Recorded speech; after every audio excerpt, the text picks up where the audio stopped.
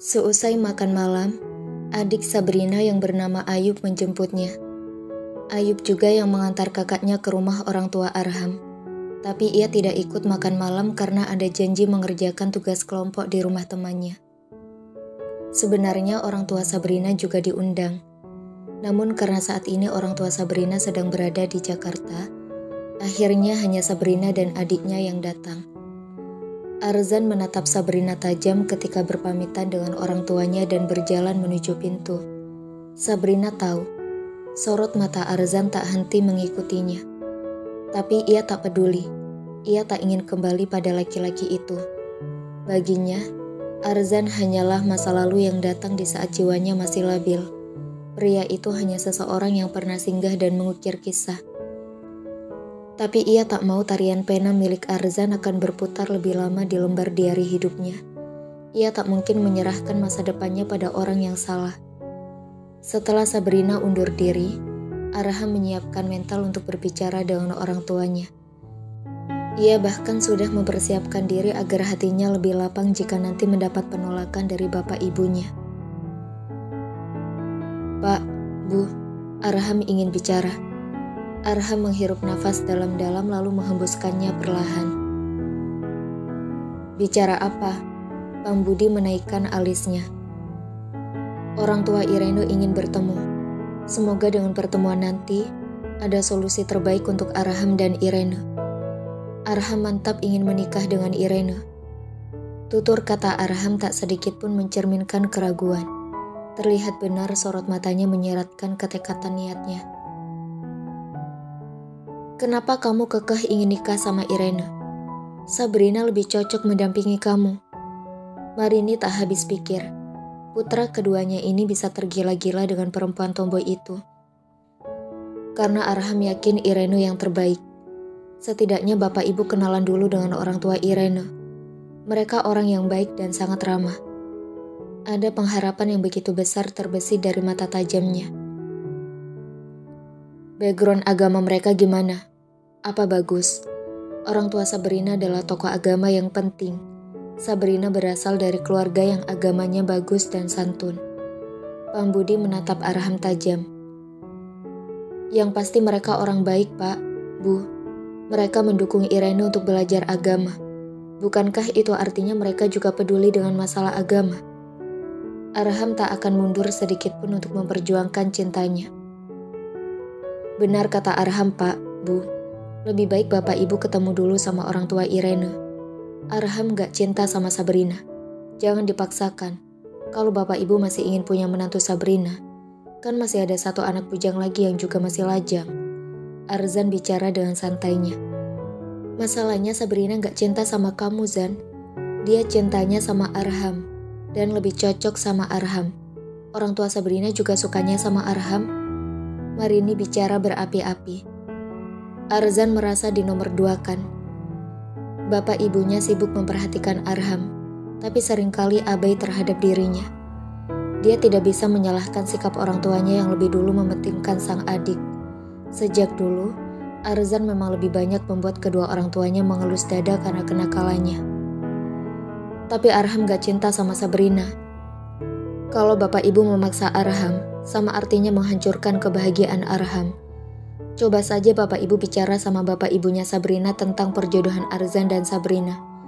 Mungkin mereka gak akan keberatan. Arzan gak kalah ganteng dari Arham. Punya pekerjaan juga, bukan pengangguran. Urusan Sabrina cinta apa enggak, bisa diatur. Nanti dia juga kelepek-kelepek sama Arzan. Arzan bicara dengan kepercayaan diri yang meroket. Arham melirik kakaknya. "Betul apa yang dikatakan Mas Arzan, Pak, Bu. Mas Arzan juga udah matang usianya, udah siap menikah juga. Bapak ibu juga harus memikirkan Mas Arzan.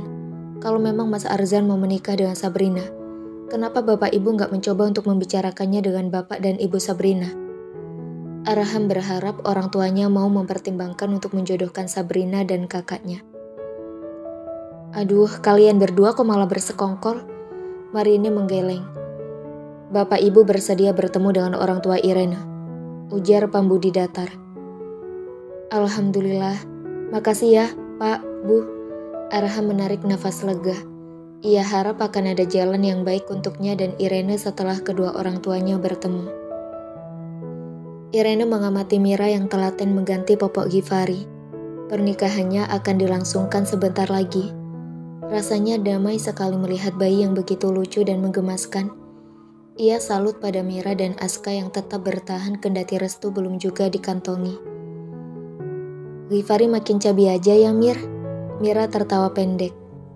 Alhamdulillah, nyusunya kenceng banget, makanya cepet tendut. Irene berpikir bagaimana bisa bayi selucu ini diabaikan oleh kakek neneknya. Oh ya, kata kamu orang tuamu dan orang tua Ustadz Arham mau ketemuan. Mira menyipitkan matanya. Irene mengangguk. Iya, minggu depan. Deg-degan juga. Mira tersenyum tipis. Berdoa saja, mudah-mudahan setelah pertemuan dua keluarga, hubungan kalian mendapat restu. Amin, balas Irene singkat. Orang tua pasti menginginkan anaknya bahagia. Pelan-pelan orang tua Aska juga melunak setelah bayi kami lahir. Meski papa Aska belum memberi restu, tapi mama Aska sudah merestui. Beliau bilang ingin datang melihat Givari, tapi dilarang papa.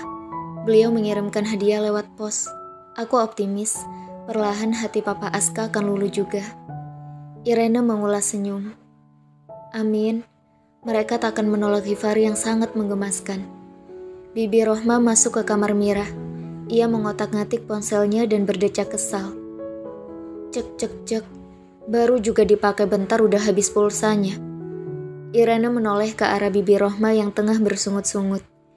Gimana gak habis, Bibi tadi teleponnya lama? Irene menggeleng pelan.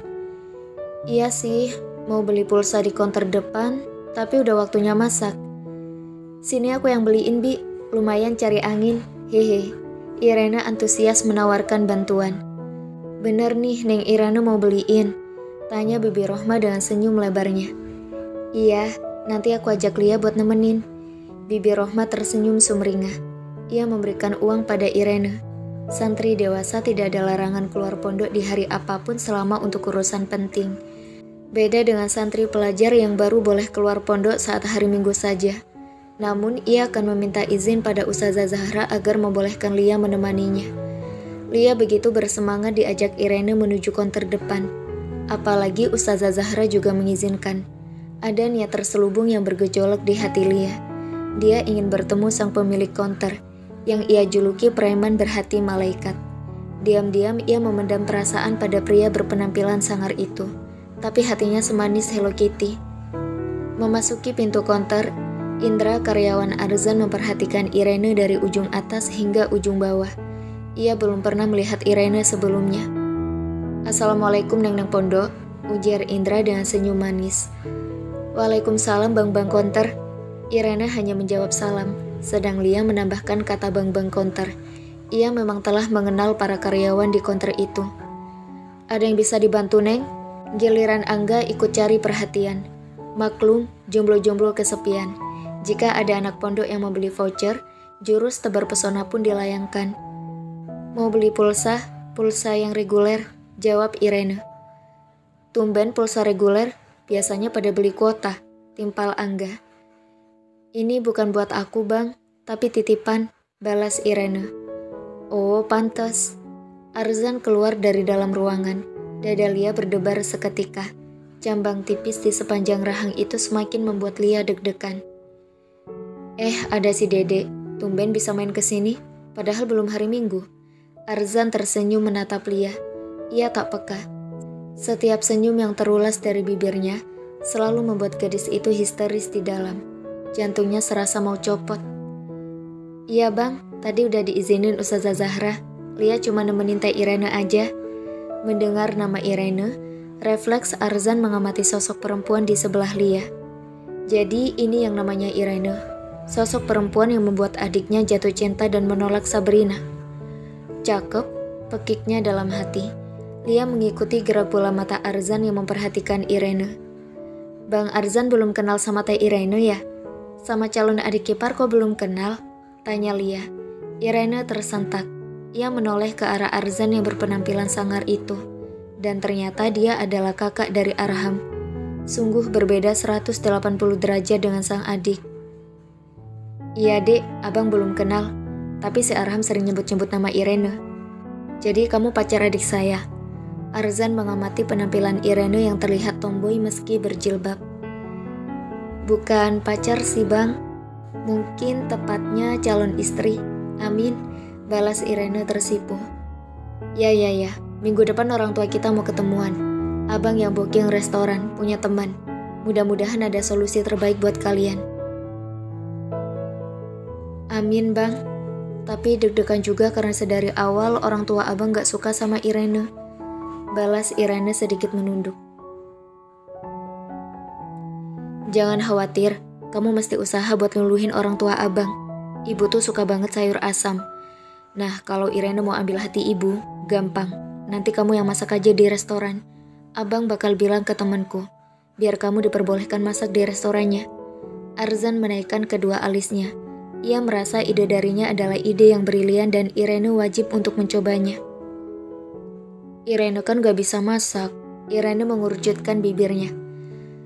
Belajar atuh Neng, masih ada waktu sampai minggu depan. Kalau tukang masak lagi sibuk di dapur, kamu minta diajari masak.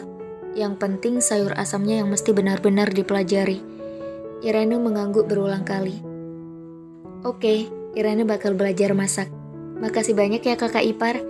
Irene nyengir, so akrab dengan calon kakak iparnya. Iya sama-sama adik ipar. Cie, kakak ipar adik ipar. Lia tertawa cekikikan. Seusai membeli pulsa, keduanya berpamitan. Lia menatap Arzan sekali lagi. Meski di mata laki-laki itu, Lia hanya dianggap sebagai adik, tapi Lia yakin suatu saat Arzan akan menyadari perasaannya. Irene akan berusaha meluluhkan hati calon ibu mertua dengan masakannya. Strategi dari Arzan sangat patut untuk dicoba. Ia akan meminta Mira untuk mengajarinya memasak. Perjuangan akan terus berlanjut. Irene optimis, ia pasti bisa mengambil hati orang tua Arham, terutama ibunya.